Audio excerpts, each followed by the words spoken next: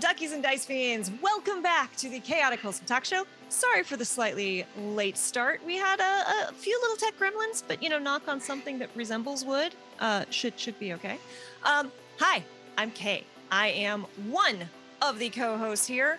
You find me here Tuesdays and Thursdays, and tomorrow, where we will be playing the My Little Pony TTRPG Stealing Thunder adventure with Urban Bohemian, DM Jazzy Hands, Candace the Magnificent, and Pan Stellaron Core. It's the second half of the one-shot. It's supposed to be one-shot. I knew it was going to be one-shot, so we're doing the second half of the one-shot tomorrow, and I'm so excited. But I'm not the reason most of y'all are here. You were here to see the show and see our guests. So David, who the heck is you and what the heck is we doing here? Hi, I'm David, and this is the Chaotic Wholesome Talk Show presents Talking Talk Show, where every week we talk about TTRPG stuff, how to be a better player, how to be a better GM, where to find cool stuff, all with a focus on intersectionality and inclusivity so that everybody can have a good time. And we will not see David streaming here this Friday. David won't be streaming this Friday because you guys saw me playing Final Fantasy XIV last week, because FanFest is this weekend, and David will be at FanFest trying to hunt down some swag for Kay. It's like swag. But we are here this week with very special guest, Dillon Olney. Did I say that right? I just realized Olney. I didn't ask. Everyone Olney. says it's always, yeah.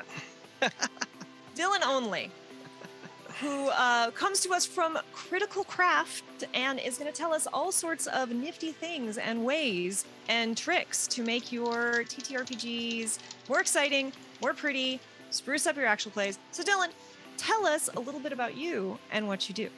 Sure. So Dillon Olney, Critical Crafting. So I started in the industry back roughly around 2018. I have a sculpture degree, and the reason I got that was because it basically said, hey, anything is sculpture. If it's photography, video, painting, whatever, it counts. I said, cool. And then I wound up working in the insurance industry for about 5 years. So there's that. So as I was doing that, I was approached by Danny Herrero of 3D Printed Tabletop Lost Adventures Company, because I was making a bunch of stuff, just crafting things for my table. So like, sorry, my camera's out of focus. Yeah, you're good. So doing like different foam crafting and just making like terrain and housing and all that fun stuff. And he noticed and he was like, hey, like you're very creative, and his YouTube channel kind of jetted off with 3D printing. And he's like, hey, I'm doing a Kickstarter. Could you come on as like a creative director to come up with like lore and writing and ideas and art and all that fun stuff for these dragons and stuff? And so I started doing that kind of part-time, and then was working on like becoming an art teacher, and got the art teaching like license. And then COVID happened. And then Danny was like, hey, come work for me full-time as a creative director. So I helped with Lost Adventures for a long time on both creative direction of their like 3D printable STLs that then were tied into encounters that I had written or monsters that I had written or whatever for like tabletop gaming. So the whole idea being like you had an all-inclusive thing. You could print the terrain, print the monsters, and then you'd have like the stats and the adventure and all that to go with it. So I did that for a long time, and then from 2018 till about 2021. Either part-time or then full-time as creative director. And then they kind of moved away from that more towards YouTube, so that job kind of went away, and I said, well, I know how to do all this, I might as well do it myself. Yeah. And so Critical Crafting started as like a crafting YouTube channel, and that's where the name comes from, is I was showing people, hey, if you want to make aquatic terrain, or you want to make like spider webs that your players can actually like stand on and stuff, like here's how you do it. And then with this sort of shift, I was like, well, I can make other content. So we started making monthly 5e content. And this is a big, long spiel of where I came from or what I do, essentially. But basically what we do now is we put out 5e content every single month on Patreon and Tribes. And then we also sell it on like TTRPG and our own website. It's usually between like 40 and 80 pages of content a month. Wow. And that is between a team of essentially one full-time writer, which is me, and then 2 part-time writers. And then everything else is like freelance artists, but like I do all of the formatting. One of our writers does all of the marketing. Like we're a very small team of people that does a lot of stuff. Yes. So every month we come out with it's normally about 5 stat blocks of new monsters, 5 new encounters that use those, a bunch of new spells, a bunch of new items, a new subclass, a new race, maps, tokens. Now we're doing an STL every single month, so you can 3D print something from it. And then I'm going to forget stuff, but we've also introduced new mechanics like sigils, which is essentially things that can like enhance magic items, and grafts, which the idea is you can, remove your arm and replace it with a robot arm, and now you have a permanent cool thing that's adhered to you or whatever. So some of what we do is we take like stuff from 3.5 and we'll try and like bring the spirit of it into 5e. So we started doing that. We do new feats every month. We also do new deficiencies. So we didn't like the fact that people would be like, oh, you can get a feat or an ability increase. And everyone's like, well, I'm going to take the ability increase. Like, feats are dumb. And we're like, that's dumb. We're going to make something that lets you take feats. So the whole idea was, okay, you want to have extra feats, you can take a deficiency, which means you get something that is a negative, but then you can choose a feat, and it creates more, what do you call it? A more versatile character. And that was something we missed from some of the older editions, because we were kind of rooted in 3.5 to begin with. And we wanted to bring more versatility to the game, allow people to build characters that were more interesting and a little more crunchy.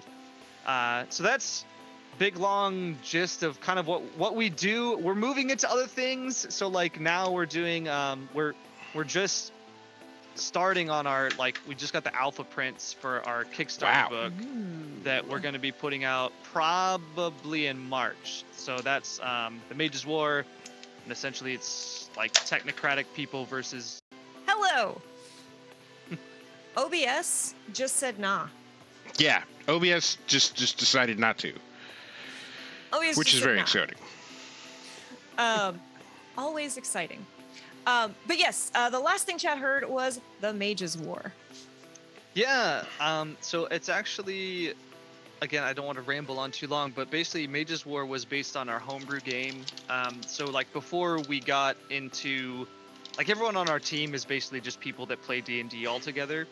And before we kind of got into a more commercial or professional space, I had kind of built up a world and my players had kind of built up a world around it. And so one of the big things in that was that we had introduced like more advanced technology into the game and like options for doing that.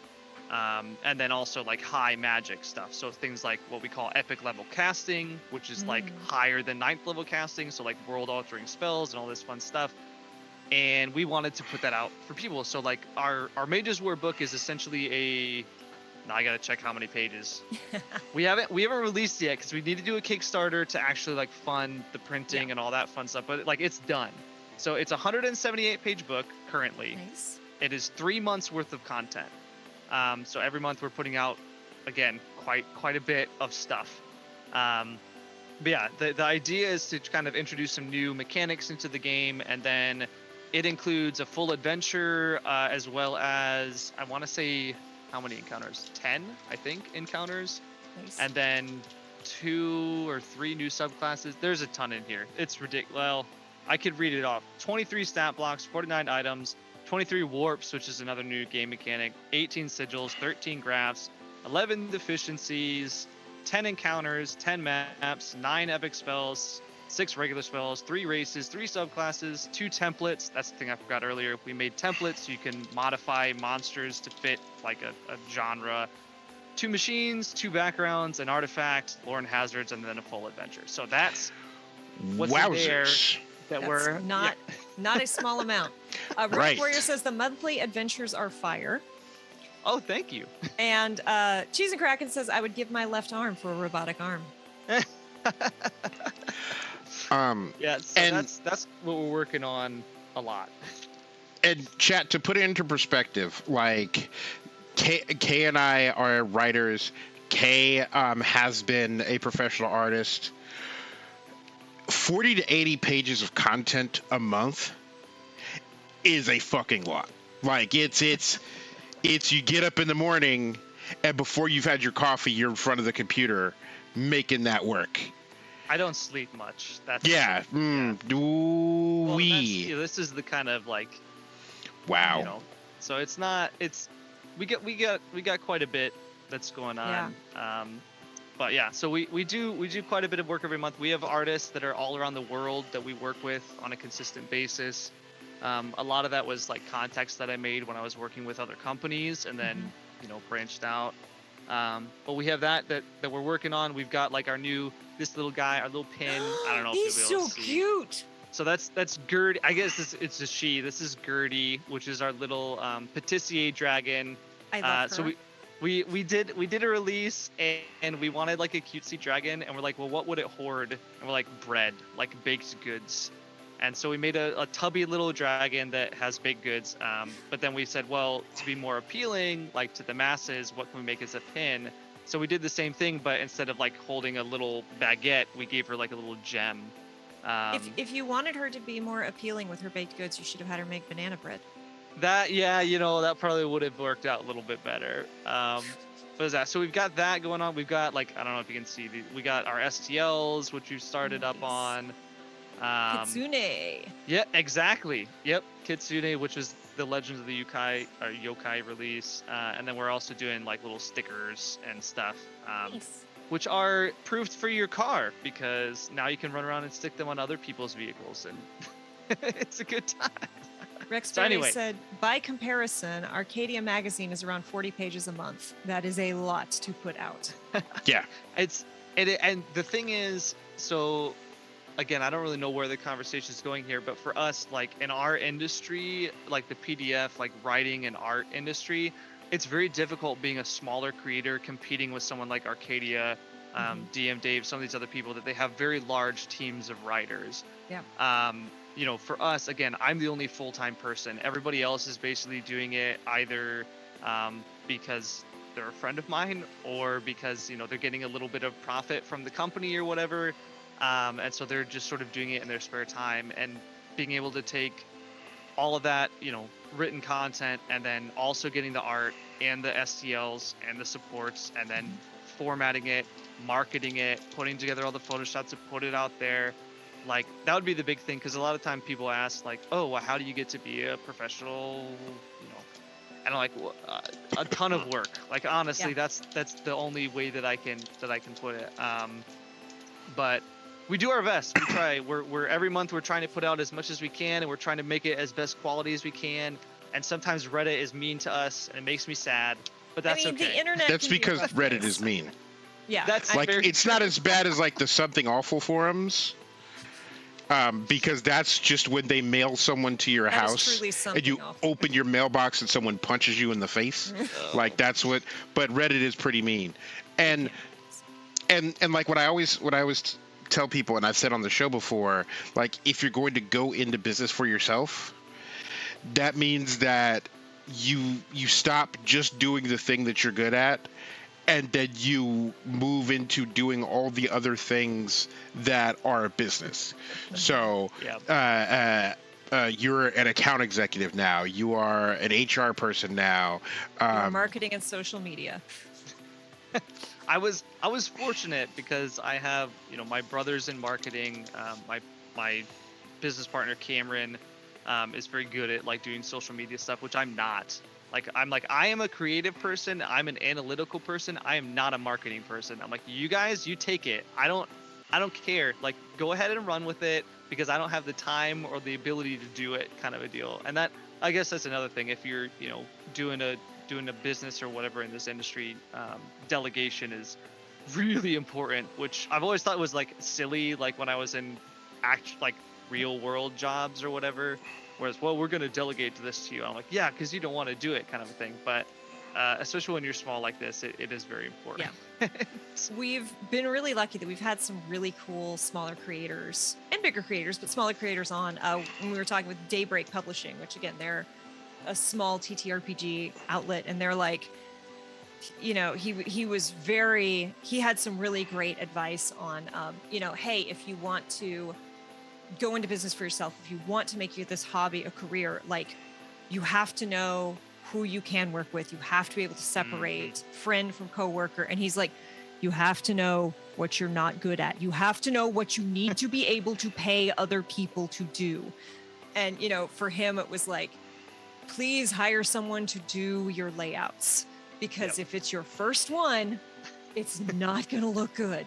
I promise. That's honestly like one of the biggest things that I learned working for other people, and that I had to kind of take into this was, if you're going into this for yourself and you're a writer, right? You're a writer, you're creative, whatever.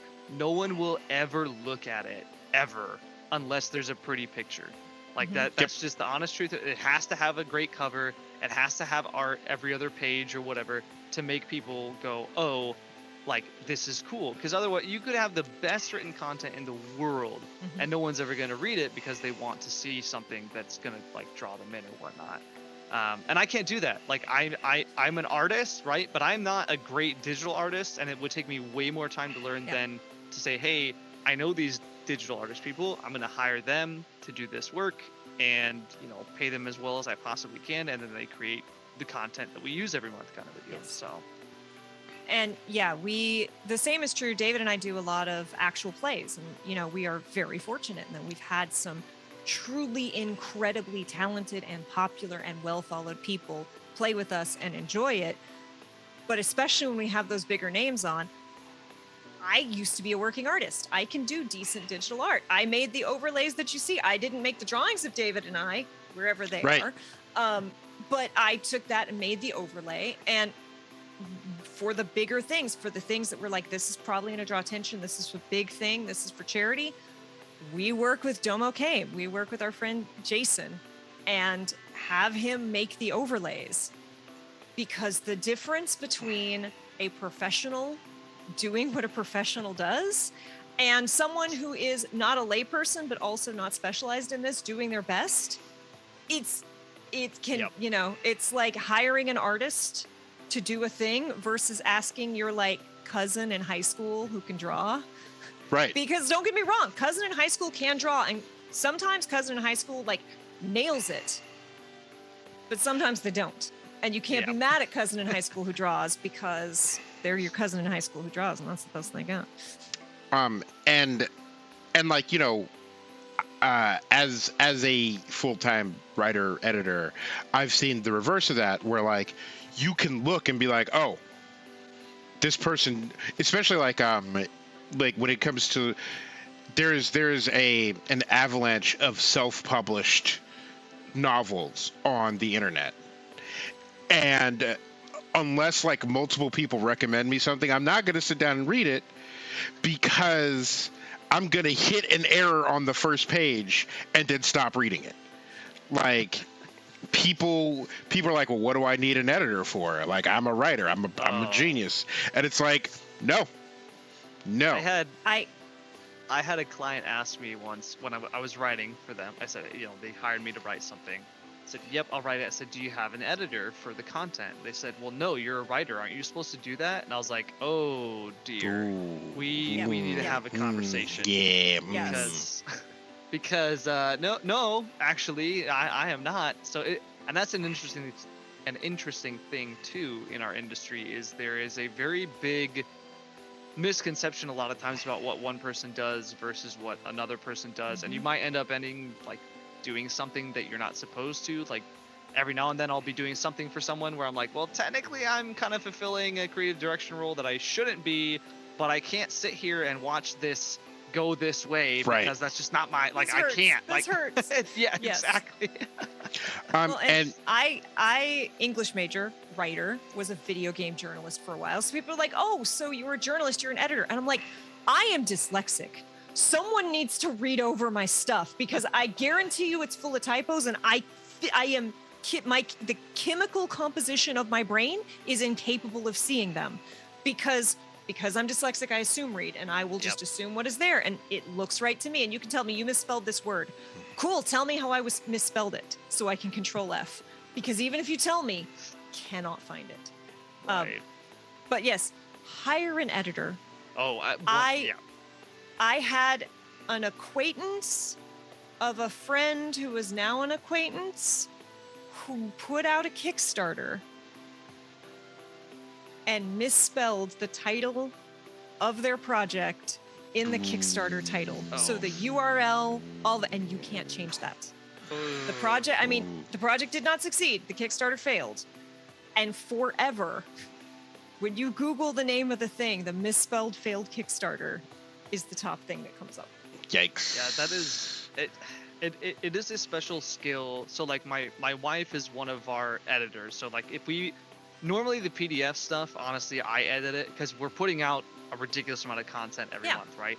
I'm not the best at it. I'm not gonna lie. Like I do the best I can, but I can't do everything. So like before we put anything into print, we're sending it through an actual editing process. And it works well with, a lot of the projects I've worked with where they put it on an editor or whatever, and it works very well. But that is definitely something that, like, if you're if you're putting something out there, even today, like I'm like, hey, I put together the ad post, like Cameron, here you go, here's the ad post, go ahead, look through it, let me know if there's anything wrong. He's like, well, you put like 2 S's in this thing and it doesn't have 2 S's. I don't remember what it was like. I don't know, wings graft or whatever, and it's like it doesn't need 2 S's in wings, and I'm like, oh poop, yeah, okay, let me change it, like whatever. Yeah.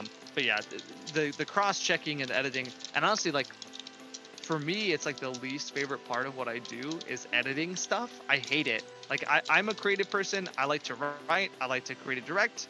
Yes, that's what I like to do. I have done my thing. Take it. Yeah, take it. Like you take it now, and I'll do one like read through. Yeah. And even that is painful to me because I'm like, okay, change it, and then I'll send it over. Okay, now you edit it or whatever. But yeah, and if you're creative, get an editor if you can. And even with editors, y'all, be nice to small creators. You know why? Because I got the Avatar PDFs for the massively overfunded and awesome Avatar TTRPG, and there were typos and errors in the PDF. That was of like the 2 million, didn't it? Something like that? It was so much. So like when we say you need an editor, it's not everyone needs an editor and every editor needs an editor. And there's still going to be something that gets through because that's just how it is. Something's going to get through. Yep. I was going to say, for professionals, my suggestion has always been you need a writer, obviously. Then you need an editor. You need an editor for your editor, and then you need a proofing editor. And then maybe you won't have anything come. Well, not even that. You'll still have something come through, but it won't be as bad as if you hadn't. There'll be hired. Small things. Yeah. And Likeable Jerk says the thing I like about critical crafting is that I can just suggest silly things to them and delegate all the real work to them for writing, balancing, etc. That's what I do to David. I'm like, David, make me a spider monster with human hands. Go. What's the stat block? Do it. Here's a horrible thing. Here's what it does. It's horrible. No, it's horrible. It's awful. We were talking about our horror game earlier. That's a big yucky. And hello, Dungeon Mr. Ty. So, not wrong. Like we actually have on Discord. So we have the Critical Crafting Discord. There's one we have the general chat, and we also have a hive mind where we'll essentially say, hey, this is what we're doing this month. Go ahead and throw whatever crazy ideas you have at us. And we honestly try our best to be like, hey, these are people that are actually like engaging with us and supporting us. We're going to try and incorporate as much as we can into that. So, when they're like, hey, we throw crazy ideas at them and then they have to make it work, like, yeah, it's true. Yeah, Team Hive Mind, let's go. The Dungeon Mr. Ty says the editor sees where you didn't say what you thought you did say.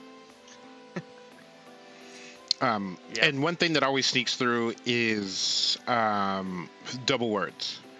So like the and yeah, that when it's not supposed to be that. So yeah, for people watching, one other huge advantage to hiring people to do things that they're supposed to do that you're not supposed to do is they get it to you on time. Like, and like, I say this as both a professional and as someone who like does stuff for friends and works on things just because. A buddy of mine was like, "Hey, I've got a manuscript. It's 280 pages. I don't need like a full edit, but will you just like sit down and read it?" I'm like, "Sure, I'll sit down and read it." He hands me this block of paper. I bring it home, and a year later, he's like, "So, did you ever get around?" And I was like, mm. Same guy was like, "Hey, I'm putting together this proposal. I'm going to pay you to look at this." And I was like, "Oh man, you don't need to." And he's like, "Listen, I respect your time." Sends me $50. The next day, kaboom, 50 pages gets looked at, and he's like, "Huh." And I'm like, "Huh." Oh. See, yeah, and like, so it's not just like if somebody doesn't get you stuff on time, they're unreliable. It's if they're a professional, all the paid stuff comes first, and like Passion unless projects are great, but exposure doesn't put food on the table. Yes, I think that's a huge thing in our industry is when people, you can get exposure. Oh, we'll do like a cross promo.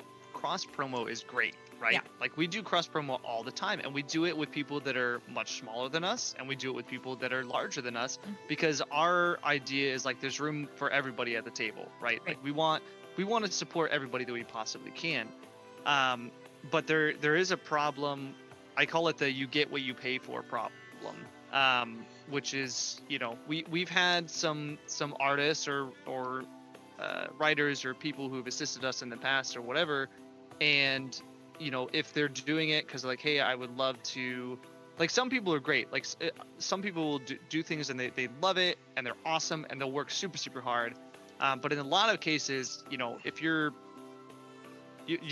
literally get what you pay for. And I had this conversation with somebody in the industry a while ago, where I said you get 2 or 3 things. You're either going to get it cheap, you're going to get it fast, or you're going to get it high quality. You get 2 of the 3.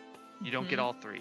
Likeable Jerk just said that in chat. Yeah, fast, good, exactly. cheap, So, pick 2.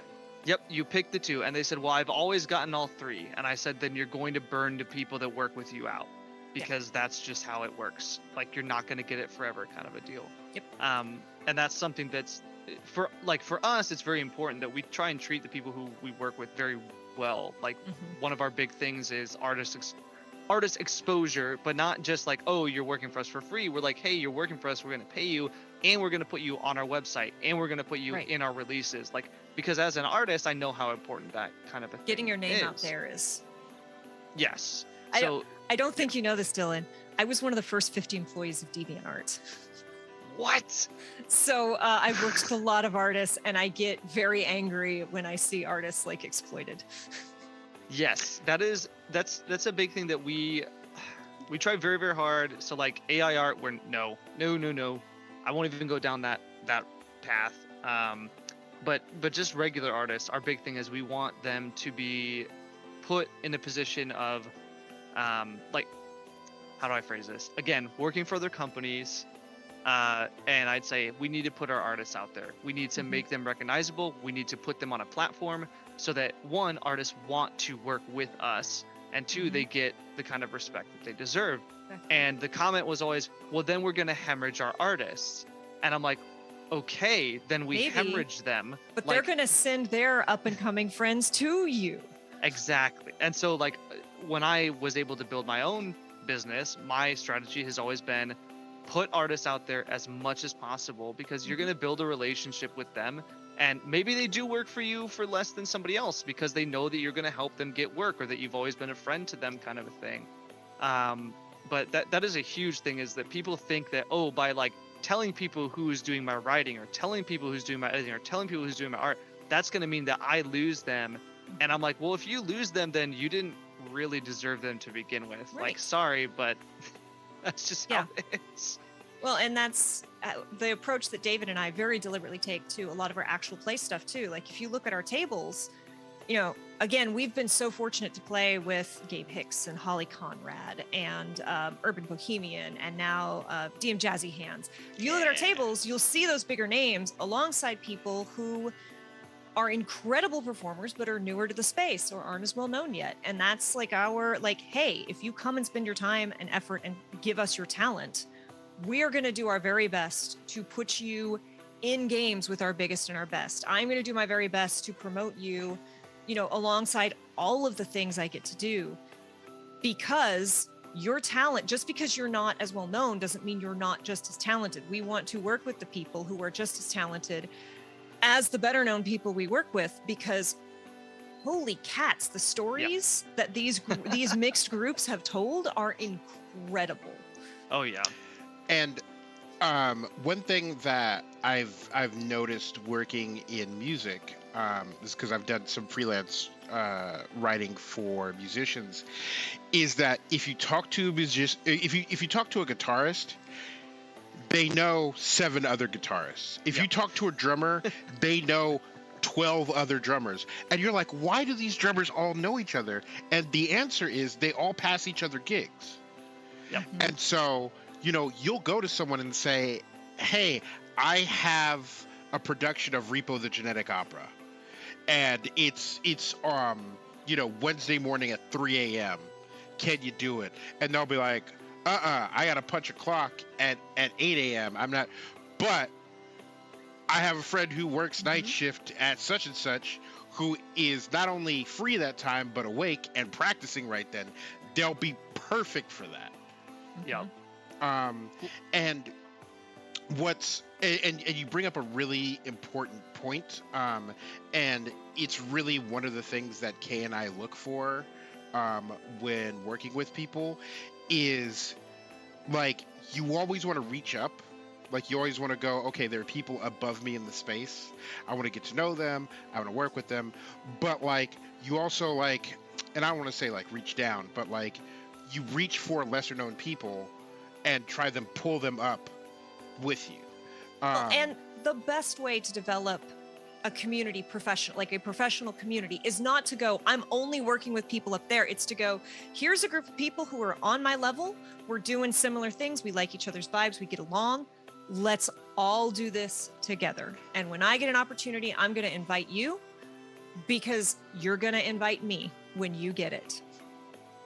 And that's the biggest thing. Like, if anyone's looking at saying, oh, I want to be, a professional in the TTRPG space or whatnot, or a writer or an artist or an editor, whatever, the biggest thing, and it's the old adage, right? It's not what you know, it's who you know. It's so true. Like, I can't express enough. Like, yes, obviously, like, your talent is going to show. If you're a very talented person in your field, it's going to come out. But so much of it is, okay, I know this person, they know this person, they know that. Like, some of the biggest gigs that I've gotten, it was, hey, I was a creative director for this project, and this sculptor worked with me, and this sculptor was talking to someone, said, hey, I need a writer to work on this massive project. And they said, who do you know? And the sculptor's like, well, I know Dillon. He's great. He's an awesome creative director. He does good work. Like, let's have him work for you. And they're like, hey, Dillon, would you like to work on the project? Like, and the same thing happens all the time with, our sculptors or whatever. People say, Dillon, who do you know? And I'm like, well, I know this person. I can give you a list. Like, who do you want? Because I got to, at this point, the thing is a mile long of all the different people that I know in the industry. Yeah. And that's the best thing you can do. And even like, so, reaching out to larger, smaller creators, right? When we started, we reached out to a lot of different people, and there was a lot of people who wouldn't give us the time of day. And that happens a lot, and that's fine because they're busy. I get it. They got their own stuff going on, but there were some creators that were a little bit larger that reached out to us and helped us out. And now we're bigger than they are.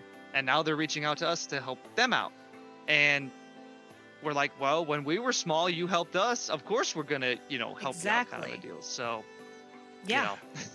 And it's gone. So community building, like, that is so, and not just like, here's the thing. Probably at least a quarter of the people in our chat came in from the communities of other creators and TTRPG performers that David and I met doing various things. And, I joined other people's Discords and I'm like, y'all are really cool. And they're like, oh, not only did you play in that game, that one shot that I saw, you make cool content too, and you're not a jerk. So we're going to hang out. Right. And the minute that you are too good for someone that you have worked with, and I'm not talking about, now let's be very clear. If someone does something heckin' bad, that's different. If you are too good for the person who has been accused with receipts of really gnarly things. Yep. Yeah, cut that. That's fine. But the minute you're like, I'm too good for, I'm too good for Rex Verde because even though Rex has been nothing but an awesome hangout friend, nothing but encouragement. Well, now my community is this many people, so I don't need to take time for Rex. Right. I don't need to work. Not only is Rex going to notice, all of Rex's friends are going to like it spreads very quickly. So while there's a lot to marketing, there's a lot, but really honestly, and so much of everything comes down to this, which is don't be a dick. Just Right. Don't be a dick. And so like you reminded me of the point I had. Everybody goes, oh, nepotism bad. Oh, the fact that it's who you know. I can't get by on my own merits. Blah blah blah. And people have a real like bone to pick with that because they always point to assholes in industries that are very visible, and they go, oh, well, so and so's a dickbag, and was successful. Why can't I be? And it's like that is the exception to the rule. Yeah. My writing partner is a professional script doctor, and has worked in and around Hollywood for like 20 years now. And they're like Hollywood is most famous for, oh, these people are terrible on set. And like 99% of the actors and actresses that that you see are a joy to work with. Like everyone is like, oh, so-and-so? Like there was that controversy about them and that's really terrible, but we're going to invite them to come work on this thing because they're really easy to work with. And so you have to remember that about 5% of the time where you're like, oh, well, why is so-and-so still getting work? It's like, because they're kind of good at what they do and they kind of make it real easy to work with them. But, even beyond that, the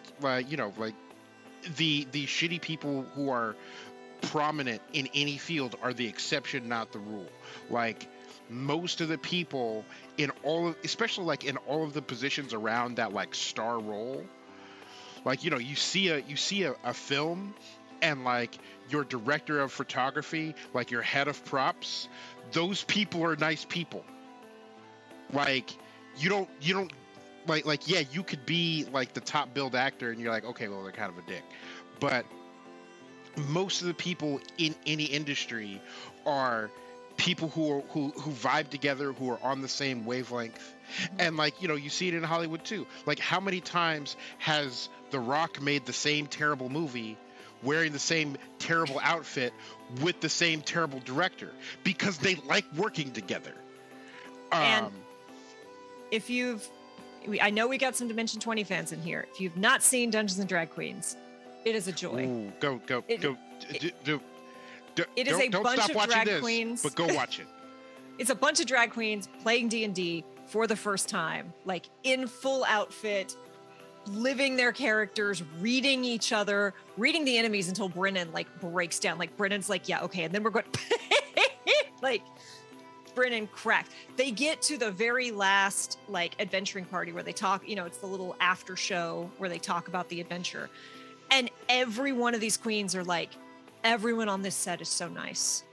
Everyone who does the art, everyone who makes the figures, everyone on this set is so nice, and you appreciate all of them. Everyone is treated with such respect. I've never seen this kind of thing. It's how you get places in this industry. But we've wandered this way, and I would like to drag it back just the tiniest bit Yep. Because we talked earlier about how much content you put out and how much work that is. Like, so give us a little taste of like, because some folks are in here from your Discord and Sure. your socials, and they know, but they are here to cheerlead and they want to hear it. But some folks are probably hearing about you for the first time. So what kind of, we saw some kitsunes. We've seen a bread hoarding dragon. Yo, look, send me a link of where I can get the bread hoarding dragon pin. So because we are. Kay is the pin person, and I kind of want one. That's good. So if anyone's at Gen Con, we are handing out. Whatever, I got one. We're handing out literally like goodie baggies at Gen Con. That's just, it's got like a sticker, a pin, Oh my dice, goodness. the kitsune, and then of course a business card because Yeah. you're getting all this stuff. Come on, take the business card, man. Right? So yeah, we're doing that. And actually, we are handing I'm out. so jelly. You could spread me on toast. We're handing out paperbacks. I know I'm out of the screen here. But we just got the alpha print of the paperback version, not of the Full Mages War, but of one of our releases. So we are handing out. It's about, I think, 60 pages from that one. Nice. The Magic Just Mayhem. handing it out? We're just giving it out. So Sure. people who are at Gen Con, we're just Sure. being like, hey, do you know us? If you do and you see us, we're just going to give you one of these. So yeah, find us. We love people. We love spreading awesome like content. So that's our whole goal. We also love money, but you know, we we do what we can, right? Take a freebie, buy a thing. Exactly. Yeah. There you go. Rex wants to know, is it Pumpernickel the dragon, or do they have more of a wry look to them? Ooh, I'm not. Yeah. I'd have to pull up the. I want to say, I mean, the thing they're holding looks like sourdough. That's about all I'm not good with breads. All right. I knowing the word pâtissier was more than enough for me. And after that, I was like, I don't know. It sits on bread. Okay. Do they ever? Oh my gosh. Yeah, probably. Probably a rye. Our chat is puntacular, so just like brace yourself. It's- Yeah. Perfect. And Rex in it's gonna get particular, like, political up in here. hurting me. Just with so the puns. for the pin thing. So if you want pins or stickers or whatever, we do sell that on the website. The other stuff isn't. Well, the PDFs are up. The books and that are not, because we're seeing how much we have left after we hand things away for free at Gen Con. So I've already forgotten what the question was. Oh, content. What do we make? Yeah. We make all kinds of weird stuff. Like our whole thing. 1 second. So, yes, the joys of doing it live, y'all. Okay. So I am on the website right now. The shop is here, Which is nice. but there's no bread dragon. So let me think if we put the pin up or not yet. I don't know if we might have waited on the pin. It's the gem dragon. Yes. Yeah, So it's the gem. Yes. So we didn't put the bread because we thought, again, make it more appealing to the masses, right? Not everybody loves the bread dragon. Some people won't. So we made it. Gave it a gem. I think you underestimate how much people love Yeah, carbs and the That's unusual. probably fair. There's an honestly. entire board game where you play dragons made of bread. So okay, to be fair, we also have, let's see, a sticker of a gelatinous polyhedron. So instead of a cube, it rolls. It's a D20 that eats people, essentially. We have a feathered dragon. We have a gupper, which is a little fish man inside of a giant mechanical suit that allows him to breathe, which takes a small race and makes it into a large one. Love it. We have Admiral Airy, which is an animated penguin captain who does not actually have an armada of ships, but believes that he does. Like you do. Yeah, as one The one would. audacity. The temerity.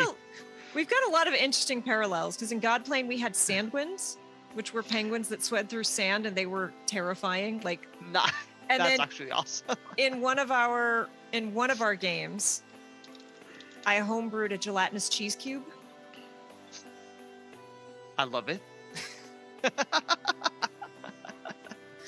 So I'm trying to think what else sticker wise. We Michael do have. Jerk says, I think they're trying to trick me to stay on Patreon until I can eventually get a bread dragon pin. No, Yeah, so you don't have to be on that to get a bread dragon pin. We are actually working on getting other pins right now. So that's our whole goal. We want to be at like Origins Gen Con and booths next year. But primarily right now we are digital stuff. Yeah. Starting with the If physical. you all don't know, physical is a nightmare. It Yeah, is a very nightmare to order. ooze. It is a nightmare to store. It is a nightmare to ship. It is a nightmare to have lost in the mail and return. It is horrible. So support your free creator or your small creator with their digital content, and eventually they will do the physical. But just like every time you tell a small indie game developer, I want to play this on Switch, they die a little bit inside. Yeah. Ooh. Yeah. No. And I am guilty of Like, that because I'm not gonna lie. I want to play go everything get on it on Switch Steam. because I want to lay on my couch, right? I want to lay on my couch. I don't want to have to.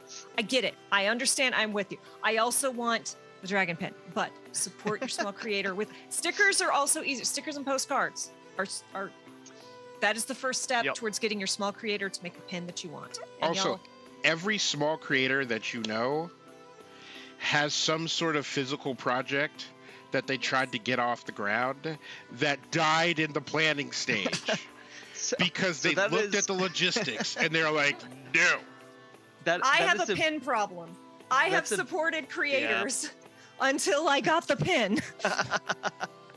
That's yeah. I also too many pins. But our thing, so like physical stuff, right? Is we have looked, and this is why we've waited a long time before launching our Kickstarter, is because I've been a part of a lot, like someone who was an employee on different things that they were going to physical, and seen how difficult it is taking a digital thing that worked really well and then making it into a physical thing. And I've done a lot of market research and all the fun stuff to be like, can we actually make this product? And that's why we're like, okay, yes, like it's right here. We have it. We just can't mass produce it, kind of a Yes. deal. And that's where, you know, Kickstarter and money and all that is supposed to come in. Like Kickstarter has shifted a lot into being basically a pre-order kind of a deal. Where The that wasn't. treasure golem. Yeah. Oh yeah. There's Yeah. a treasure golem. I love yeah. that. So okay, But- I gotta segue back to like what we make. Yes. So what we make is all kinds of crazy random stuff. Our big goal has essentially been, how do I put this kindly? We're bored with WotC's 5e. We're really, really bored. There has been like 3 monster books in 10 years, and coming from, again, we're all grew up 3.5. It's like, where is all the stuff? Where's the monsters? Where's the classes? Where's the options? Like, how do I build a cool character? And All where's I'm seeing is the monster descriptions where it's more than just Ye- a stat block. there's nothing, and we were annoyed by this, honestly. Like that's kind of part of why we do what we do, is because we're like, there's not enough here. Like it's not enough fun. And so our big thing has been pushing creative stat blocks, and we get comments a lot that says there's too much in this stat block, there's too many things. And I'm like, well, if you actually don't check the use it. rules as written, it Yeah. is this CR. Yeah, it's a 2-page or whatever, it's a 1-page half CR monster, which that's long, right?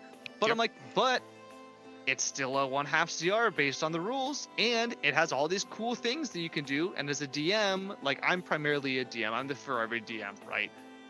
I want monsters that do cool stuff, and then we have people on our team who they want characters that do cool stuff, and we'll get comments, you know, oh, this race has too many, or you know, heritage or whatever has too many things, right?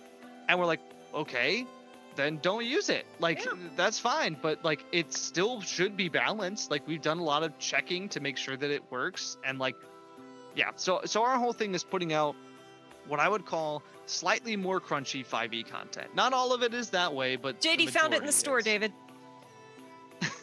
JD found the link. There you go, baby dragon pin. Yep. That's the guy. You're a hero. You're a hero, JD. David was looking for it, couldn't find it. He is a sticker. Likeable jerk, he's a sticker as well. Or she, Gertie, she is a Yeah. sticker as well on the store. So yeah, so we put out content, and there's a wide variety. So like our big thing is we want to appeal to a lot of different people.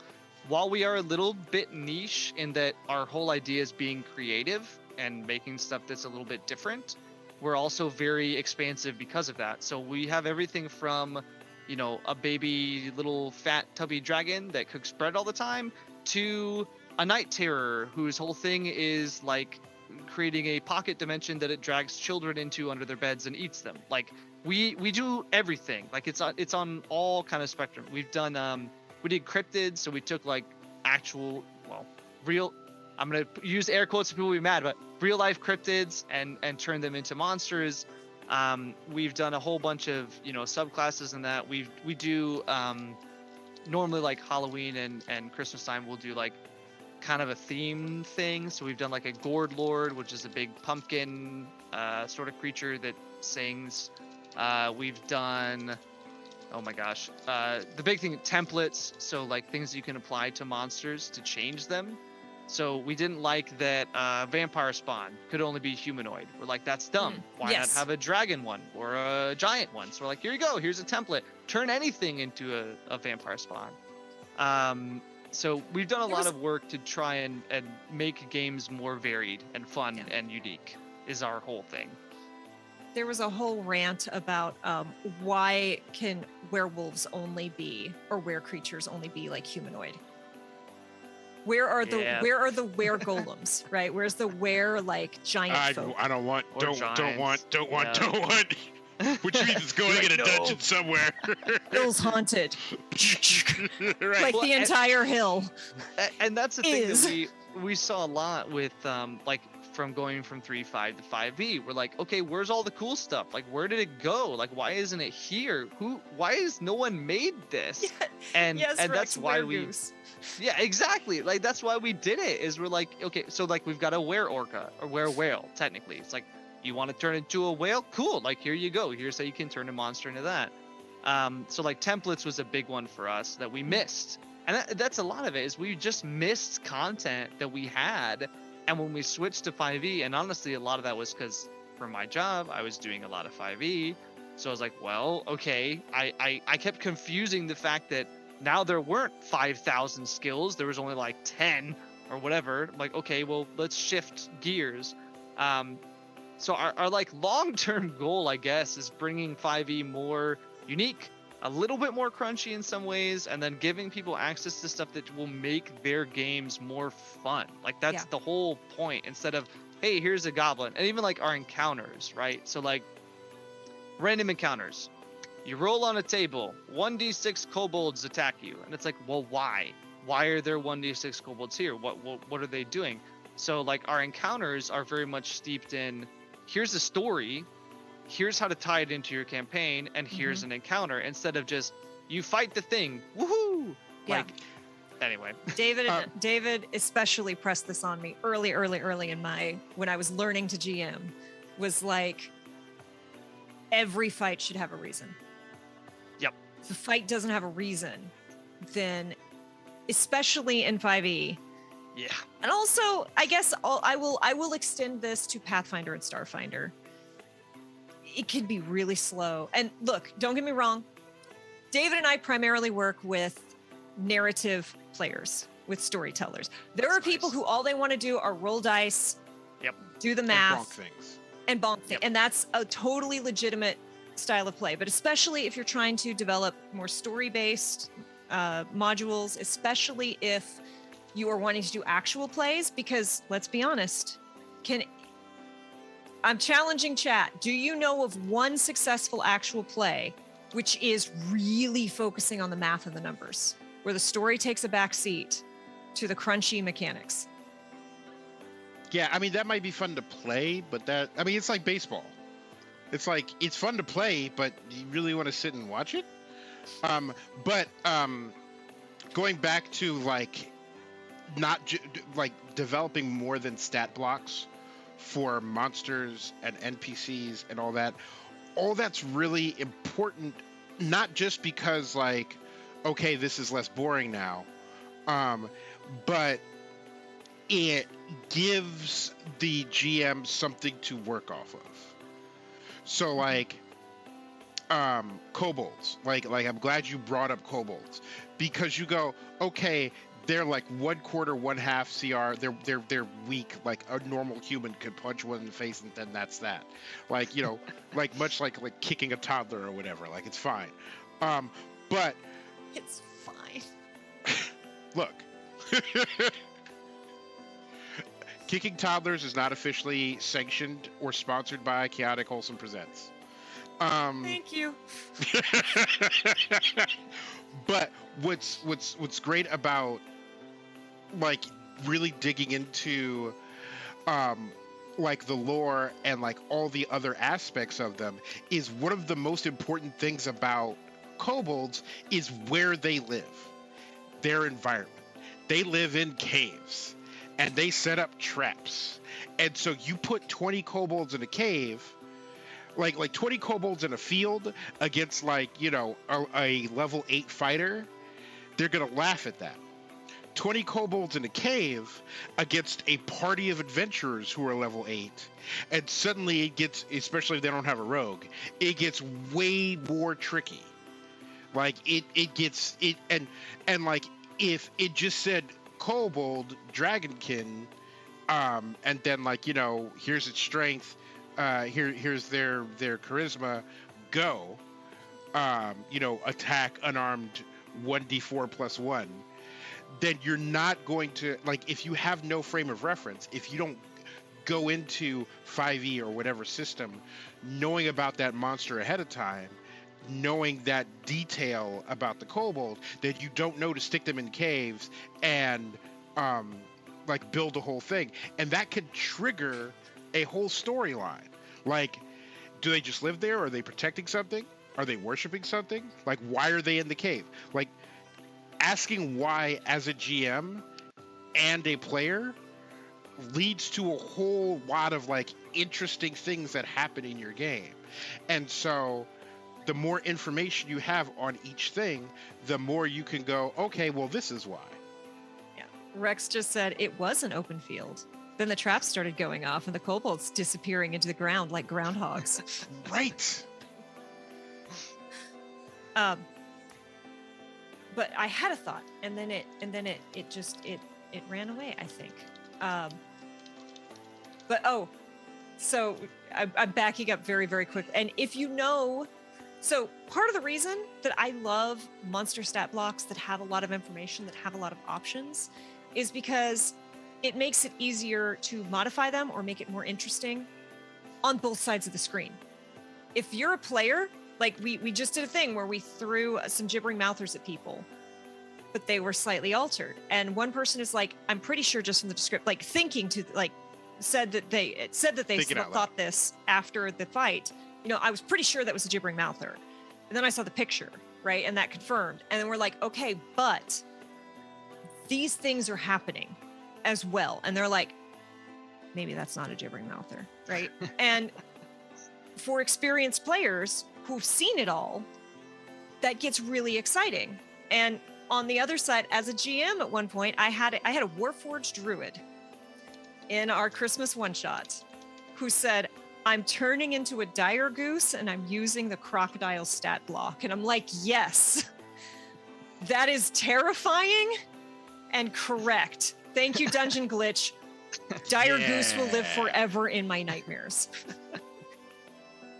Yeah, that's something we've done quite a bit of. And again, that's something that we try and do as veteran players, right? You're like, oh, here's a black dragon. And they're like, okay, even though I know, like, my character would not know that it deals acid damage, I know that it deals acid damage. And so they're going to kind of adapt, right? Right. And so, like, throwing custom monsters. So, like, this month we have, or not this month, next month we have a blood dragon coming up. And we're using like a blood magic sub-school, and it's got all kinds of fun, crazy, weird abilities and stuff. Which is like, okay, I don't know what it does. Like, is it necrotic damage? Is it like, what is this sort of a deal? Which is super fun. Or like kobolds, we're doing a new template 2 months from now. That's called the Cave Crawler template, and that's essentially kobolds that have blind sight and can use their spit to create like bridges and stuff. So like just things that like unique stuff, and that's something that we have just felt is lacking a lot in 5e is unique creatures, because there haven't really been a lot of like, there's a lot of adventure books, right? And people love the adventure books, that's fine. But for us as people who mostly just and exclusively just play homebrew, we're like, that's cool, good luck with the 20th adventure book in 10 years. we're gonna go to a third-party person and find something that we can actually use, kind of a deal. I will say Yeah. there are some wonderfully terrible monsters in those adventure books. We stole the Boneless from Yep. the Ravenloft, and we stole the Aeorian Nullifier from Matt Mercer's, and they're great. But it's also like, okay, what else you got? Yeah, that's we like those. What Literally else? every adventure book Kay and I, like every official WotC adventure book Kay and I have gotten our hands on, we flipped past the adventure to the and gotten to the stats. good stuff. Yep. And that's like my big thing is monsters. Like I'm a monster holic, whatever. Like I just love new monsters. I feel like they allow you to put in, you can build adventures off them. You can build encounters off them. You can do so much. The rest of my team is more focused on like player stuff, which is awesome because I don't get to play. So like I'm like, cool. What do you guys want to do? Sort of a deal. So we've done a bunch of cool player races too, and we're trying to push the envelope a little bit where we'll do large ones, and people are like, you can't do that, it breaks the game, and I'm like, watch us. Like we're gonna go ahead and try it anyway. Like if you don't want it, that's fine. But we think the idea of a small sized fishman in a large mechanical suit who can't breathe outside of it is honestly awesome for role playing. And they're like, you're breaking the mechanics of the game. We're like, well, not really, but if that's what happens at your Maybe table, the then mechanics are sorry. wrong. Like But we lost an entire episode of this talk show that we were trying to cover a serious topic. And yeah. Unfortunately, David's brain latched on to centaur accessibility because centaurs are a playable race, and it's like, cool, how do they climb a rope? Can they ride a horse? We lost an entire episode to how do you make 5e accessible to centaurs? Yeah. How do they get through a dungeon?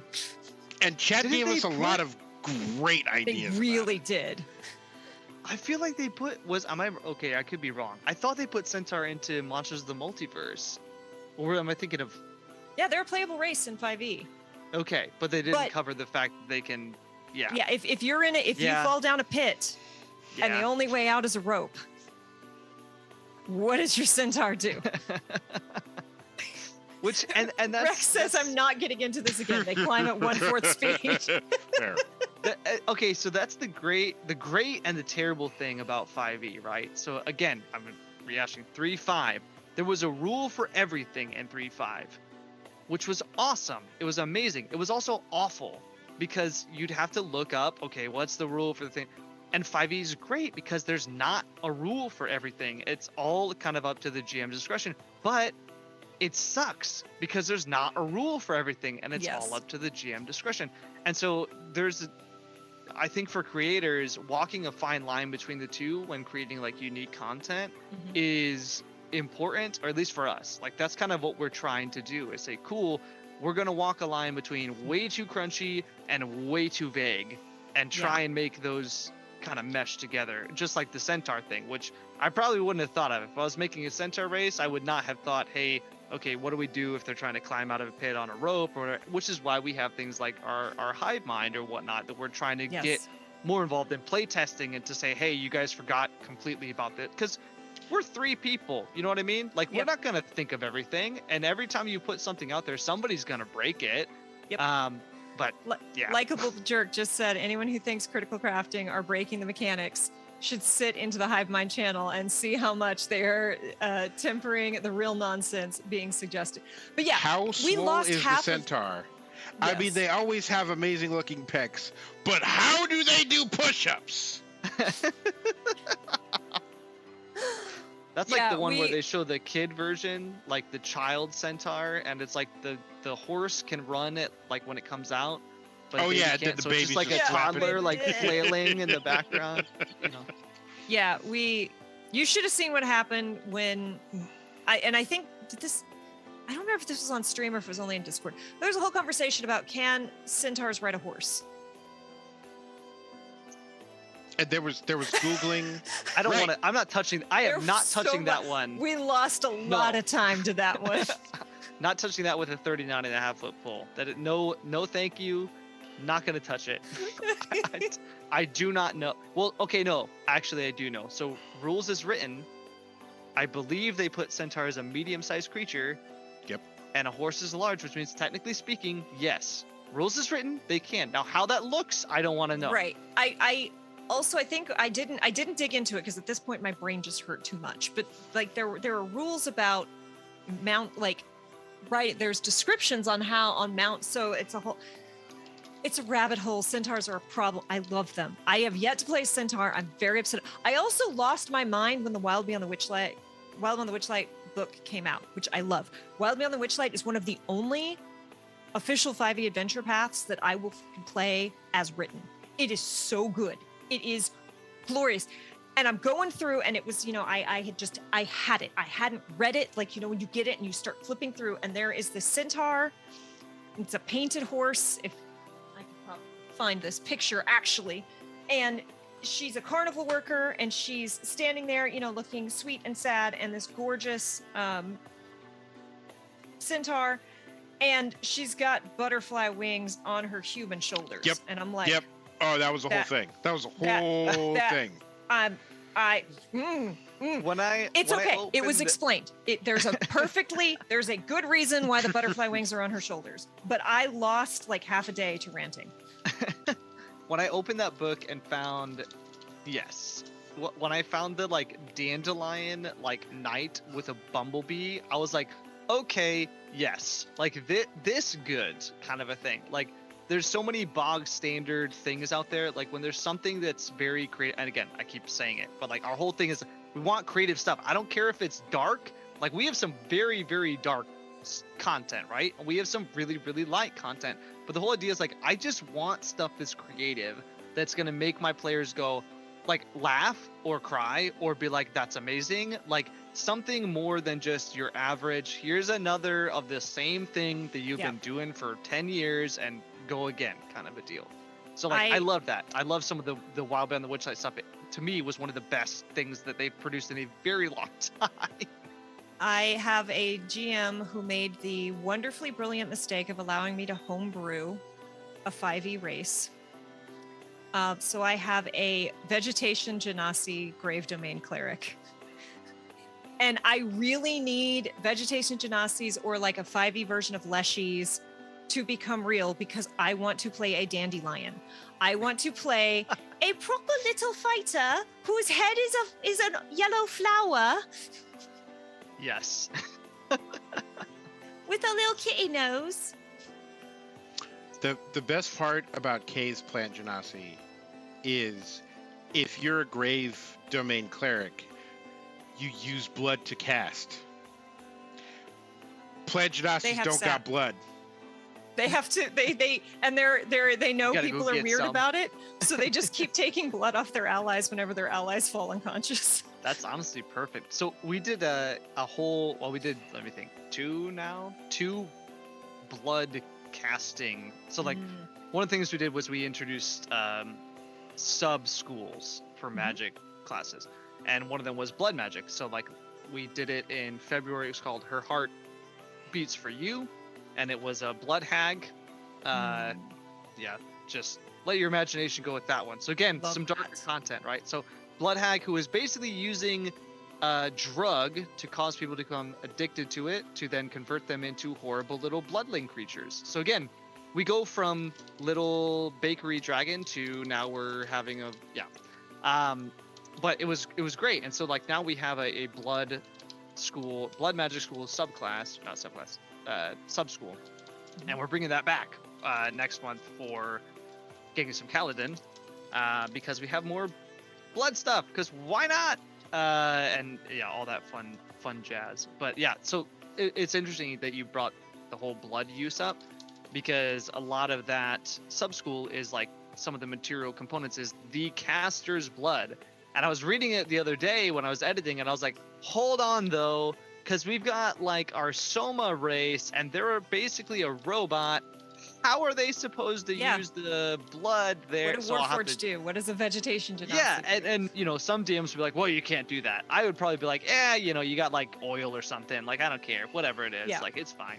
See, for us, it was more fun, creepy, because The vegetation, Genasi, does not communicate the way that most humans do.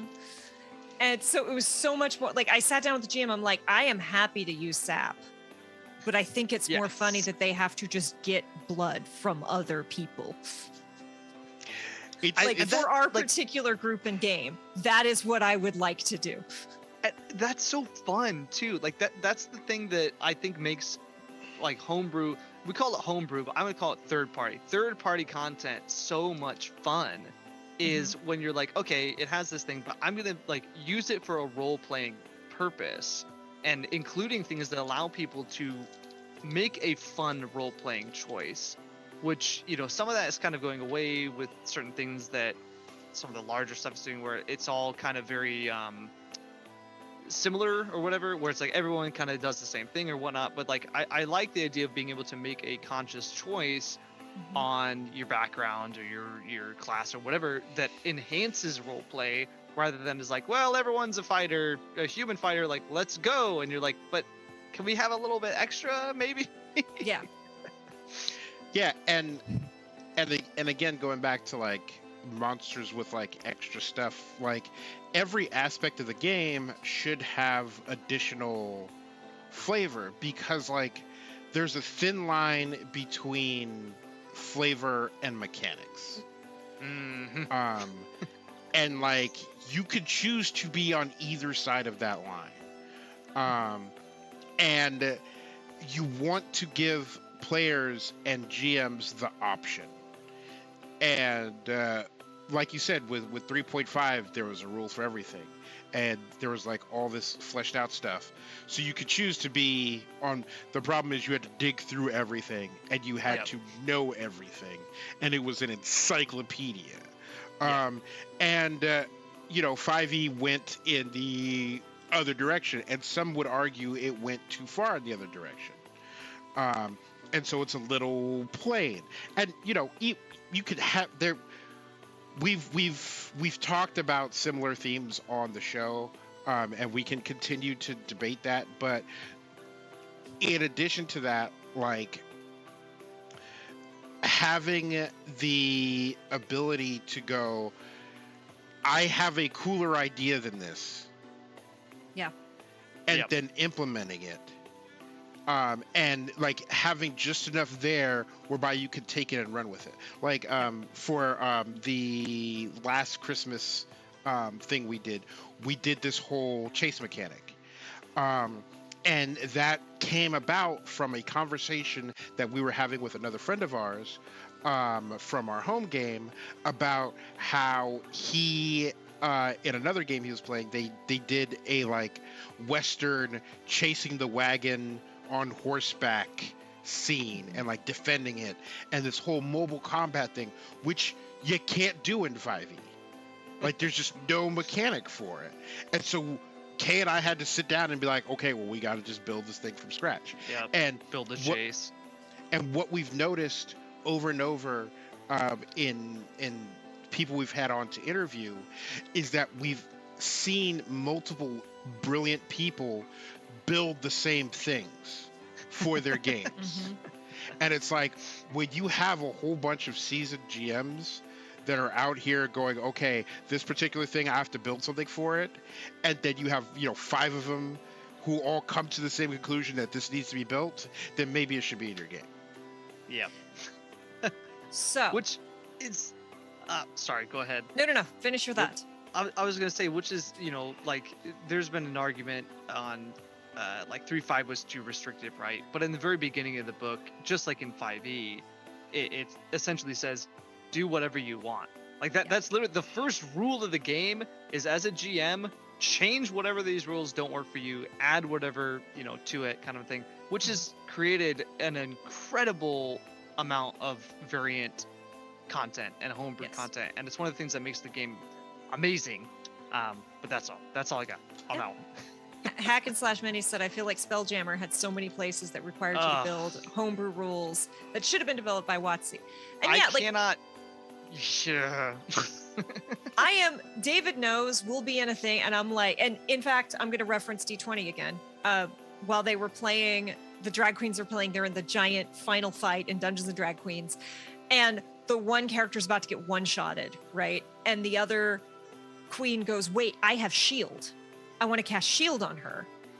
And Brennan's like, that shield only works on, fuck it, I don't want that rule to be the case right now. Make an Arcana check, and if you pass, you can cast it on her. Like, I am all about, if you're doing something cool, like we were running a game last night, and I can't say what, and the players did the dumbest thing. Like, what are you were in this situation, and this is what you're doing? But they were so committed to, and they're all looking at each other like, we know this is not a good use of our time, but we've done that. And I'm like, look at David, like, I want to reward them, but something really terrible is about to happen. But how can I reward them?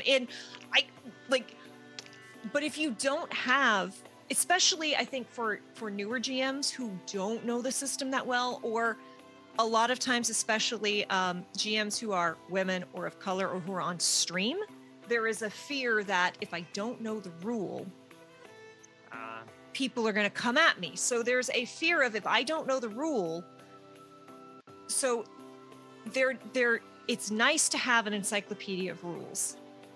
It's nice to have the confidence to say, you know what? I don't care what the rule is right now. And I have even had in the moment a player say, I want to do this. And I'm like, I'm going to let this work one time. This is cool. You get this one time. Or I've said, okay, I'm going to give you this item, or I'm giving you this ability. And as a GM, I reserve the right to nerf it, to take it back. And so long as you understand, like, because if you start breaking everything with it, you know, we have seen the negotiations of, I want to have this magic ability so that I can make my hook hand not look like a hand because my character's embarrassed about it, right? I want my hook hand to look like a hand. That's a spell that can be very heavily abused. I swear I will only use it for this. And if I use it for anything else, you can take it from me. Right? Having that freedom is really, really good. Yeah, that was real funny. But you also need the confidence to be able to do that. We've done at our table, which our table is essentially some of our, best play testers, is we just call it it's generic, the rule of cool, right? And it's, hey, are you trying to do something that's super awesome, but it kind of defies how the rules really work? You know what? Right now, that's fine. Like, rule of cool, we'll allow it. You're not going to do it every time. Especially if it's for this cool arc.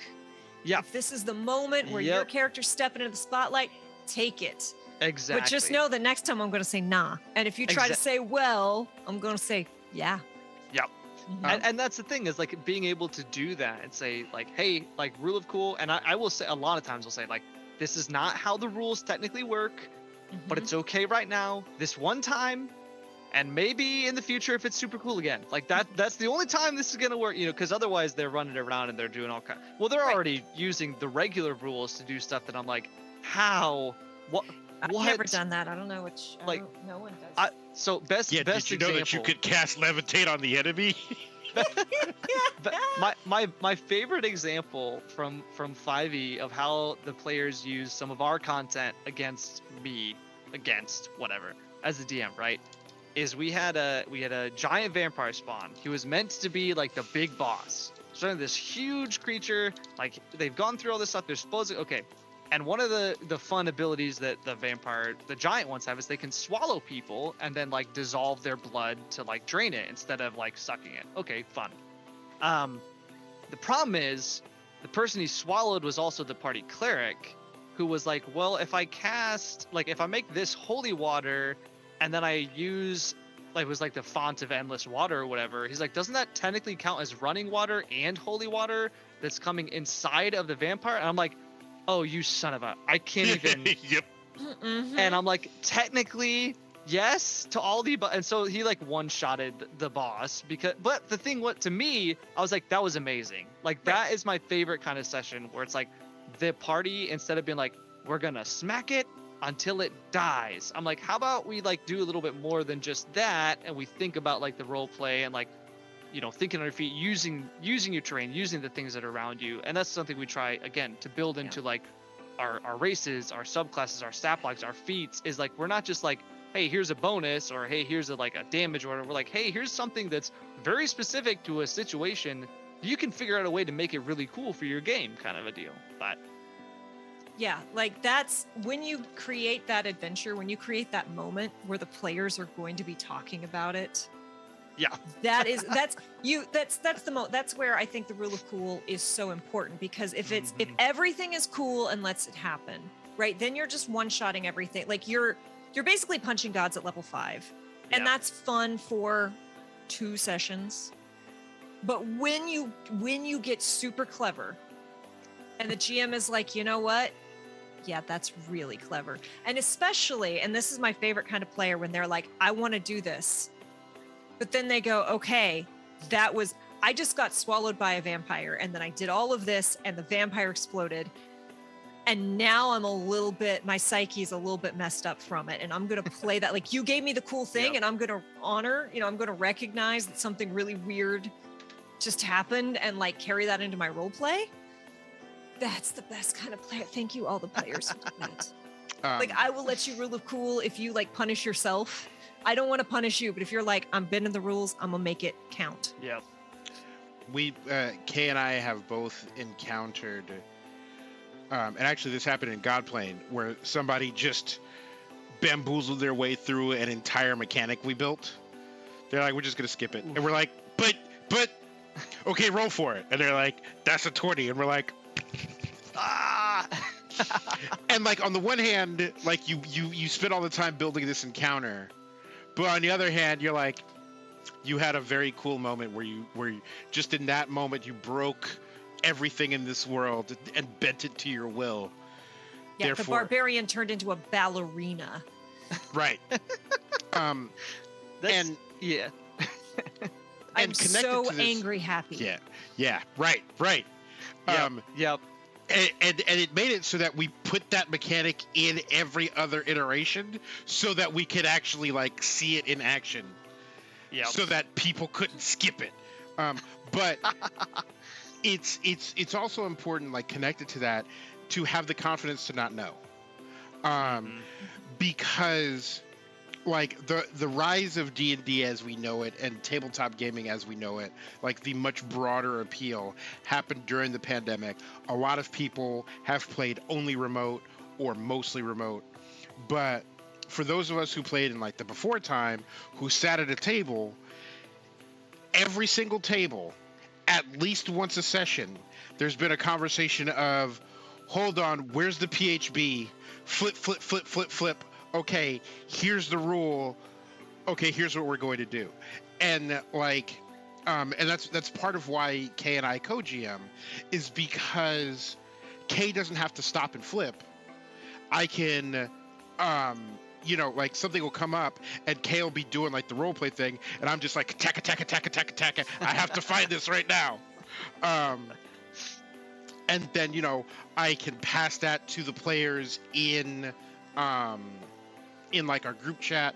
The best thing is when we did a season of Godplane where someone had not played any TTRPGs before, was very excited to play, brand new, and we're like, "Okay, make sure you tell us what you want to do, because we'll find a way to explain it to you in a way that you can make it happen." Yeah.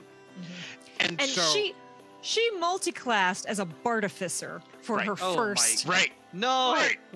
Why? We made it work. We had a great time. We made it work. But there are multiple times where like other people would be role playing, and Kay would be doing the thing, and then she would go, "Taka. What does this mean? How does this work?" And not only did it afford me the opportunity to like explain that to her without interrupting the narrative flow, but I was able to go, "Okay, this might not be like yes, she's new and doesn't know, but this is actually like a deep technical question that your average person doesn't understand." And so I was able to go into chat and go, "Hey chat, by the way, here's something to think about, type a kaboom."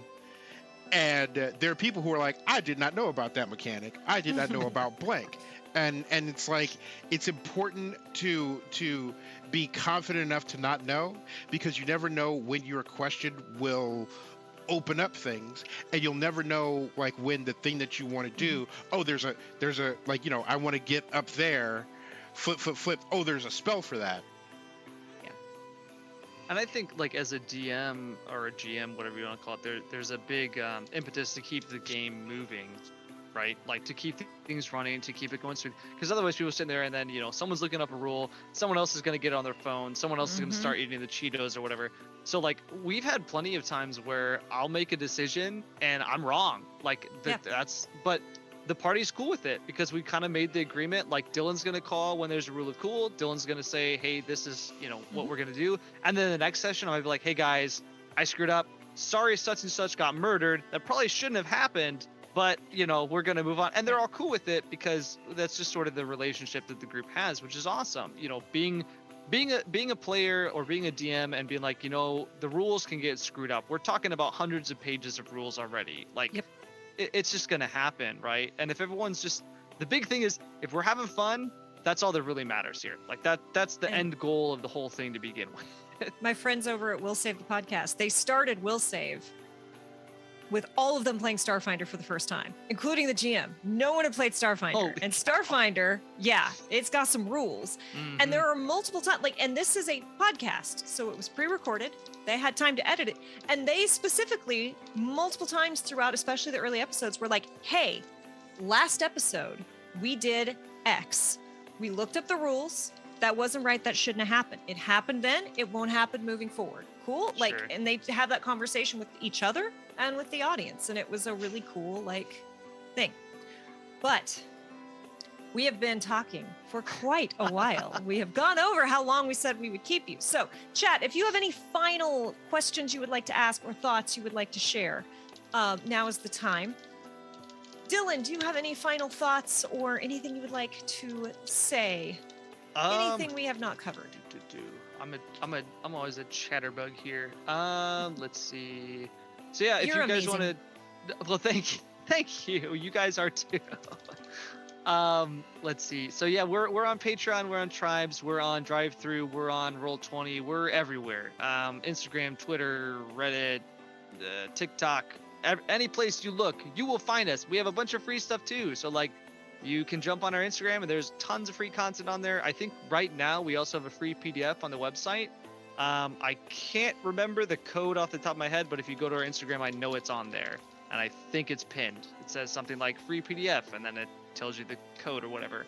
In case y'all somehow don't know, social media is imploding. Follow your favorite creators everywhere they are because it helps so much because none of us know what the heck. Yeah, it's all we'll put something out. So we thought really fast aside, we put a thing out. We're like, this is going to go viral. Every time we think that, it does nothing. Anytime we post something and we're like, whatever, that's when it blows up. So maybe Community manager, the number of times I've been told, just make it go viral. Ooh. So let's see. We're on those. Big one that I should bring up before I jump out is I did do a bunch of writing work for Tomb Guardians on their Curse of the Usurper Kickstarter, which is coming out, I believe, in September.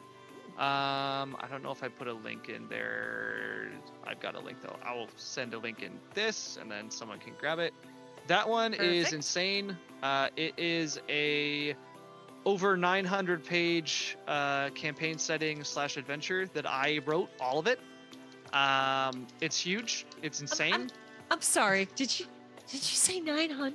Yeah, over 9. It's actually probably going to be closer to 1,000 to 1,200 pages of content when all is said and done. It is huge. It is massive. It will take you years to complete, and it's amazing. There's all kinds of fun stuff. There's family curses, a prison that's essentially a whole city underneath of a city, vampires that live in a place where it's dark for half of the year, a whole dwarven giant mega dungeon, 20 different shops with unique party things and all that, equipment and all that. So I'd be remiss if I didn't mention that. It's not my content. I did not specifically create it, but I did all the writing for it. So I need y'all to understand.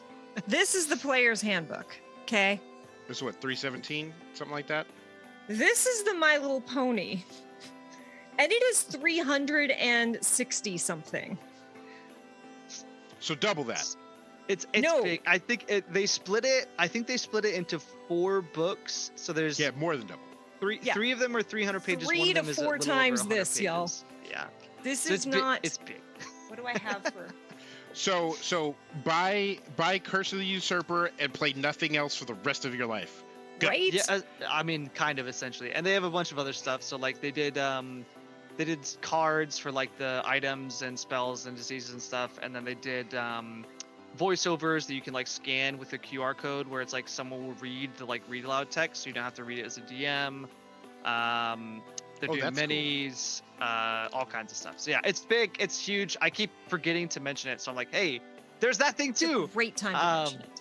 Yeah, so our stuff, again, you can check out the Linktree or whatever. Our stuff's all over the place, and then that Kickstarter is great. I gotta read through if there's any questions in here. There's a great number of troll questions, and If I would say drivers are part absolutely. spider, can they go swimming or will they drown when they walk in the water?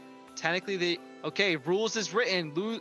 Rules lawyer-wise, they can swim just like everybody else, but I mean, you could go with like one of those water walking spiders and really terrify your players when they try and swim away. Also, the most venomous spider on Earth is in Australia, as expected. What you don't expect is that it's underwater. That is actually terrifying. Yeah. Yeah, underwater spiders, legit. Does the rain wash them out? Only if it's an itsy bitsy drider.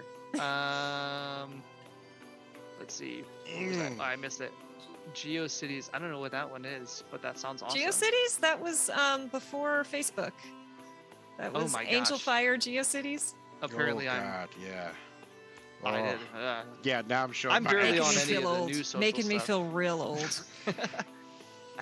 So Hacker Slash Minis, yeah, actually did our Soma Bulwark and Nameless Man minis.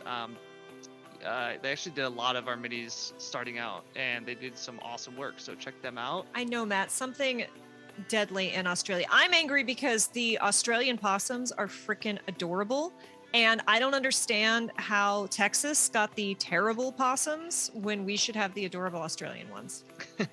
I like the we're getting an adventure dictionary. Nah, just flip to the back of it to get the good stuff. So actually, that was a creative design. I'm gonna let you in on a creative design choice.